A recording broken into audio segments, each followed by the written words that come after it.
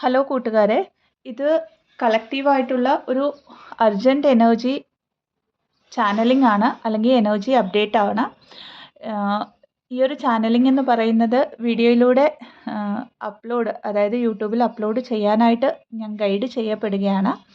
അപ്പോൾ നിങ്ങൾക്ക് എത്രത്തോളം റെസനേറ്റ് ആവുന്നോ അവിടെ വരെ മാത്രം ഈ ഒരു ചാനലിങ്ങിനെ എടുക്കാം. കാരണം ഈ ഒരു ചാനലിംഗ് എന്ന് പറയുന്നത് മേ ബി ഈ ഒരു കമ്മ്യൂണിറ്റിയിലുള്ള ഒരാൾക്കാവാം, 10 പേർക്കാവാം, 100 പേർക്കാവാം, അല്ലെങ്കിൽ 1000 പേർക്കാവാം. ഓക്കെ, അപ്പോൾ ഇന്ന് 22+2 അതായത് ഫെബ്രുവരി 22 ആണ്. പോർട്ടലാണ് അഗെയിൻ 222ൻ്റെ പോർട്ടലാണ്. അപ്പോൾ പോർട്ടൽസ് വരുമ്പോൾ എല്ലാവർക്കും അറിയാം, ഹീലിങ്ങിലുള്ളപ്പോൾ നമുക്ക് എനർജീസ് അപ്പ് ആൻഡ് ഡൗൺ ആവും, അല്ലെങ്കിൽ എനർജീസ് ഫ്ലക്ച്വേറ്റ് ആവും. അപ്പോൾ ഇടയ്ക്കൊന്ന് കാമായിരുന്ന ഒരു എനർജീസ് ഇന്നലെ നൈറ്റ് തൊട്ട് മേ ബി ഒരു ഉറക്കമില്ലായ്മ ഫീൽ ആവുന്നുണ്ടാവാം. ഹാർട്ട് ചക്രയിൽ ഹെവി പെയിൻ, പേർജിങ് ഒക്കെയും വരുന്നുണ്ടെങ്കിലും മനസ്സിലാക്കുക അത് അതായത് കോസ്മിക് എനർജീസിൽ വരുന്ന ഒരു വ്യതിയാനം കൊണ്ടാണ്. ഇതെന്തൊക്കെയാണെന്ന് പറഞ്ഞുതരാം. ഇപ്പോൾ നമുക്കൊക്കെ അറിയാം, മഹാകുംഭമേള നടക്കുന്നുണ്ട്. അത് 144 ഇയേഴ്സ് കഴിഞ്ഞിട്ട്, അല്ലെങ്കിൽ ആ ഒരു 144 ഇയേഴ്സിൽ നടക്കുന്ന ഒരു കുംഭമേളയാണ് ഈ പ്രാവശ്യം വന്നിരിക്കുന്നത്. ആൻഡ് ഈ 144 എന്ന് പറയുന്നത് എഗെയിൻ ട്വിൻ ഫ്ലെയിം കമ്മ്യൂണിറ്റിയുമായിട്ട് വളരെ റിലേറ്റ് ചെയ്യപ്പെട്ട് കിടക്കുന്ന ഒരു നമ്പറാണ്. അതായത് 144 ലൈറ്റ് കോഡ്സ് ആണ് ട്വിൻ ഫ്ലെയിംസിൽ ആക്ടിവേറ്റ് ആവുന്നത്. ഈ ഒരു ആക്ടിവേഷൻ എന്ന് പറയുന്നത്, ഇതിനെക്കുറിച്ച് സെപ്പറേറ്റ് ആയിട്ട് ഒരു വീഡിയോ ഇടാനായിട്ട് ശ്രമിക്കാം.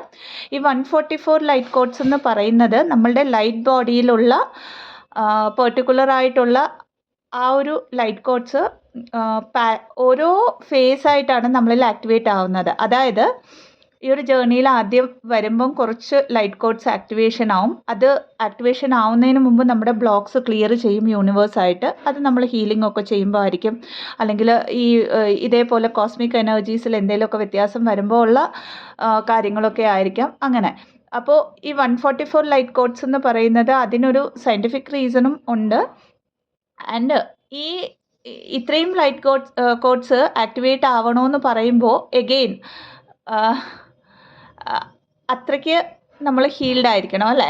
അപ്പോൾ ഇടയ്ക്കൊക്കെ നമുക്ക് ഈ വരുന്ന എനർജീസിൻ്റെ വ്യത്യാസം എന്ന് പറയുമ്പോൾ, പ്രത്യേകിച്ച് ഈ ഒരു സമയത്ത് നിങ്ങൾക്കൊക്കെ അറിയാം, ജനുവരി 1 തൊട്ട് ഇങ്ങോട്ട് നമുക്ക് ഫെബ്രുവരി ആദ്യത്തെ ആഴ്ച വരെയൊക്കെയും ഹെവി എനർജീസ് ആയിരുന്നു. അപ്പോൾ ഈ ഒരു മഹാകുംഭമേളയുടെ സമയത്തുള്ള കോസ്മിക് അലൈൻമെൻറ്റ്, അതിൻ്റെ കൂടെ കളക്റ്റീവായിട്ട് അവിടെ നടക്കുന്ന ഒരു ക്ലെൻസിങ്, ഒരു ടോട്ടൽ എർത്തിൻ്റെ വൈബ്രേഷനെ ഒരു 5Dയിലേക്ക് കൊണ്ടുവരാനായിട്ട് ഹെൽപ്പ് ചെയ്യുന്നു. അല്ലെങ്കിൽ ആ ഒരു കളക്റ്റീവ് എനർജീസിലുള്ള വ്യതിയാനം, ഇതൊക്കെയും ട്വിൻ ഫ്ലെയിംസിൻ്റെ അസെൻഷനിൽ വളരെയധികം ഹെൽപ്ഫുള്ളാണ്.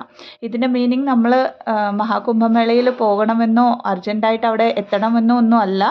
കാരണം പിന്നെ അതിനെ ഗൈഡൻസ് ആയിട്ട് ഇതിനെ എടുക്കരുത്. ഇത് എനർജിയാണ് അല്ലേ, എല്ലാം എനർജി ആയതുകൊണ്ട് ആ കളക്റ്റീവായിട്ടുള്ള എനർജിയുടെ ഇമ്പാക്റ്റ് കോസ്മിക് എനർജീസ് ത്രൂ നമ്മളിൽ വരുന്നുണ്ട്. അതുകൊണ്ടാണ്. ഇതിൻ്റെ കൂടെ തന്നെ നമുക്ക് മഹാശിവരാത്രി ഉണ്ട്. മഹാശിവരാത്രിയുടെ ഒരു ഇമ്പോർട്ടൻസ് ട്വിൻ ഫ്ലെയിം ജേർണിയിലുള്ളവർക്ക് പറഞ്ഞു തരേണ്ട കാര്യമില്ല. അതിൻ്റെ പിറ്റേ ദിവസം നമുക്ക് ന്യൂ മൂൺ വരുന്നുണ്ട്, അമാവാസ വരുന്നുണ്ട്. അപ്പോൾ എഗെയിൻ അവിടെ ഒരു കോസ്മിക് എനർജീസിൻ്റെ വളരെയധികം ചേഞ്ച് ഉള്ള ഒരു സമയം.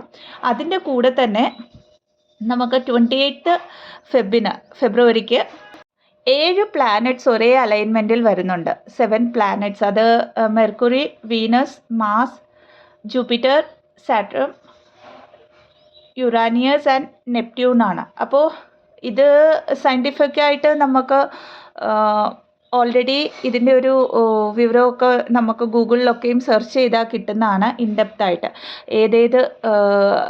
എന്താ പറയുന്നത്, നക്ഷത്രക്കാർക്ക് എന്തൊക്കെ വ്യത്യാസങ്ങളാണ്, അതൊക്കെയും ആസ്ട്രോളജിക്കൽ ഇവൻറ്റ്സ് ആണെങ്കിൽ ഇത് കോമൺ ആയിട്ട് കളക്റ്റീവായിട്ട് പറഞ്ഞു തരുന്നതുകൊണ്ട് തന്നെ ഈ ഒരു 7 പ്ലാനറ്റ്സ് സെയിം അലൈൻമെൻറ്റിൽ വരിക എന്ന് പറയുന്നത് വളരെ റെയറസ്റ്റ് ആയിട്ട് നടക്കുന്ന ഒരു പ്രതിഭാസമാണ്. ആൻഡ് ഇത് അറിയപ്പെടുന്നത് തന്നെ ഒരു പ്ലാനറ്റ് പരേഡ് എന്ന് പറയുന്നതാണ്. അപ്പോൾ ഇതിൽ ഓരോ സ്റ്റാർസിൻ്റെയും പ്രത്യേകത നിങ്ങൾക്കറിയാം. അപ്പോൾ ഒരേ അലൈൻമെൻറ്റിൽ വരുന്നത് കൊണ്ട് തന്നെ ആ ഒരു അസെൻഷൻ്റെ അടുത്ത ലെവലിലേക്ക്, അപ്പോൾ ഇത്രയും അസ്ട്രോളജിക്കൽ ഈവൻറ്റ്സ്, കോസ്മിക് എനർജീസിൽ അതിൻ്റെ വ്യത്യാസങ്ങൾ, അതുപോലെ തന്നെ ഭൂമിയിൽ കളക്റ്റീവായിട്ടൊരു ക്ലെൻസിങ്, ഈ ഇത്രയും കാര്യങ്ങൾ നടക്കുമ്പോൾ എനർജിയും അത്രയും വ്യത്യാസം വരുമ്പോൾ നമ്മളുടെ ഉള്ളിൽ അൺഹീൽഡ് ആയിട്ടുള്ള പാർട്ടിനെ കോസ്മിക് എനർജീസായിട്ട് ക്ലെൻസ് ചെയ്യുന്നതുകൊണ്ടാണ് ഈ ഹെവിനെസ് വരുന്നതെന്ന് മനസ്സിലാക്കുക. അപ്പോൾ ഉറക്കമില്ലായ്മ, ഹാർട്ട് ചക്രയിൽ ഹെവിനെസ് വരുന്നുണ്ടെങ്കിൽ മനസ്സിലാക്കുക ഈ ലൈറ്റ് കോഡ്സ് നമ്മളിൽ ആക്ടിവേറ്റ് ആവുന്നതിൻ്റെ ഒരു പ്രാരംഭ ദശ അല്ലെങ്കിൽ ഒരു മിഡിൽ സ്റ്റേജ് ആണെന്ന് മനസ്സിലാക്കുക. ഇതിൻ്റെ കൂടെ തന്നെ കളക്റ്റീവായിട്ട് നമ്മളുടെ ലൈഫിലേക്ക് നമ്മൾ ഹീൽ ചെയ്ത് കഴിഞ്ഞു എന്ന് പറഞ്ഞ പല ഇഷ്യൂസ് സർഫേസിൽ വരാം. പെട്ടെന്ന് ഒരു ബ്ലറി വിഷൻ പോലെ തോന്നും. അതായത് ഇതുവരെ ഒരു ഫോക്കസ്ഡ് ആയിട്ട് പോയ പല കാര്യങ്ങളിലും ഞാൻ വഴി തെറ്റിയോ, ഞാൻ കറക്റ്റായിട്ടുള്ള ഒരു പാതയിലാണോ പോകുന്നത് എന്നൊക്കെ പല പല തരത്തിലുള്ള ഡൗട്ട്സ് വരാം. പല സോൾമേറ്റ്സ് ആണെന്ന് വിചാരിച്ച് പലരും നമ്മളിലേക്കൊരു ലവ് ഇൻട്രസ്റ്റ് ആയിട്ടൊക്കെയും അട്രാക്റ്റ് ആവാം, പ്രത്യേകിച്ചും ഫെമിനൈൻ എനർജീസിൻ്റെ ലൈഫിൽ. അപ്പോൾ എഗെയിൻ ഇവിടെ ഒരു ടെസ്റ്റ് ആണെന്ന് മനസ്സിലാക്കുക. ഈ വരുന്നവരൊക്കെയും പാസ്റ്റ് ലൈഫുമായിട്ട് കിടക്കുന്ന കർമ്മയെ ക്ലിയർ ചെയ്യുകയാണെന്ന് മനസ്സിലാക്കുക. ഇങ്ങനെ ആരുടെയെങ്കിലും ലൈഫിൽ ഏതെങ്കിലും ഒരു ആളല്ലെങ്കിൽ പല ആൾക്കാർ വരുന്നുണ്ടെങ്കിൽ അവിടെ ഞാൻ ട്വിൻ ഫ്ലെയിമിനെ ചൂസ് ചെയ്യണോ സോൾമേറ്റിനെ ചൂസ് ചെയ്യണോ എന്നുള്ള ഒരു ഡൗട്ട് എനർജിയിൽ വന്നെങ്കിൽ നിങ്ങൾ ആ ടെസ്റ്റിൽ ഫെയിലായി എന്ന് മനസ്സിലാക്കുക. ആൻഡ് ഇവിടെ നമ്മൾ ചെയ്യേണ്ടത് ആ ഒരു എനർജി, ആ ഒരു ഓപ്പോസിറ്റിൽ നിൽക്കുന്ന നമ്മളുടെ പാസ്റ്റ് ലൈഫ് കർമ്മയുടെ എനർജി കൂടുതൽ നമ്മളുടെ എനർജറ്റിക് ഫീൽഡിൽ ഇമ്പാക്റ്റ് ചെയ്യുന്നുണ്ടെങ്കിൽ നമ്മളുടെ തോട്ട്സിലോ ഇമോഷൻസിലൊക്കെയും അവിടെ പിന്നെയും ലെറ്റ് ഗോ ചെയ്യുക, കോഡ് കട്ടിങ് ചെയ്ത് വിടുക. ആൻഡ്